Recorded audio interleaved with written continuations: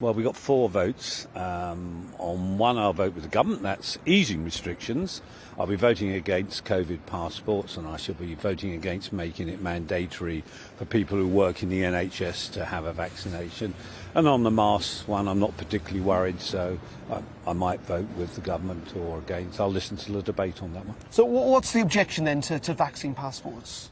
Well, because the government said they're not actually vaccine passports, in that you can take a lateral flow test, and as long as you're negative, you're fine. They are vaccine passports, because they're saying you can go and watch Tottenham Hotspur play if you've got a vaccine passport. If you don't, you won't have to mess around with tests or anything. It just doesn't work. I mean, I had 2 vaccinations, then got COVID. Under their system, I could have gone to watch Spurs and gone into the crowd and spread the disease, because I might not have known I had coronavirus at the time. But of course, if it was just a lateral flow test, that's a different thing. No problem with that. It's a passport, it's identity card, show your papers or you don't get in. Well, this is a government, of course, brought in ID cards, or are trying to bring in ID cards to vote. There's no national crisis around voting. Well, I don't agree with that either, as you're not surprised. I think that's wrong. I can't see any basis for that either. There are some people in government who love the idea of controlling everything, knowing where everyone is, what they're doing. You know, shove this bit of paper or you're not going to go and get your Costa or whatever. In many regards, the argument, of course, about vaccine passports is that it has in certain countries driven up vaccination rates. We know that's the way out of this crisis to a large degree. It's not also that great of limit on restrictions. It's not preventing people from moving around and doing things. Well, the vaccine passport that you've just said might have been invented to get people to get their booster jabs or whatever.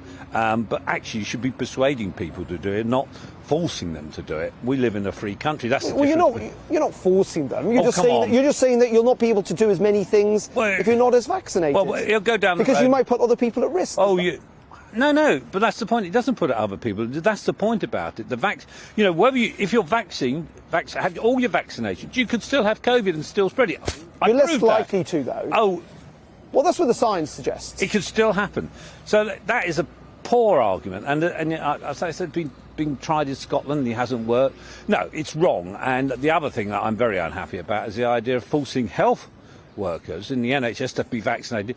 The impact assessment says we could lose 100,000 health workers from the NHS at a very time when we want more people in the health. So that's to be completely potty.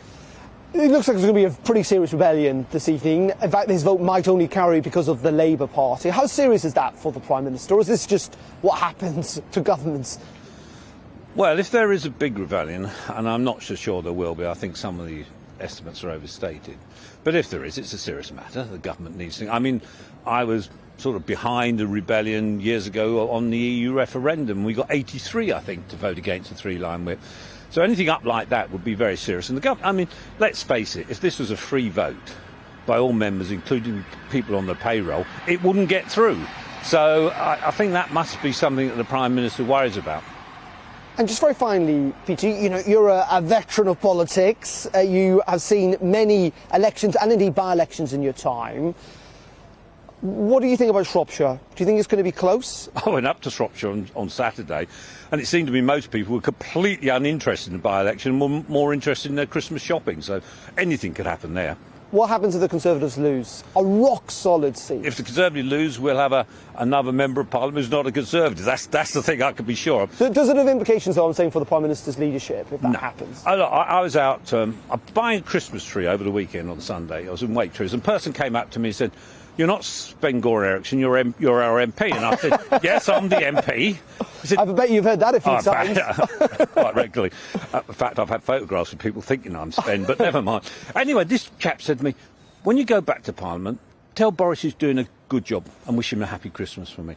And perhaps that's what my constituents think about Boris's overall performance. So you don't think his leadership is under any political threat? No. What do you think of your colleagues who suggest it is? There's been a lot of briefing against him. At any time, with any Prime Minister, there's people in their party who are trying to get rid of them. That's standard.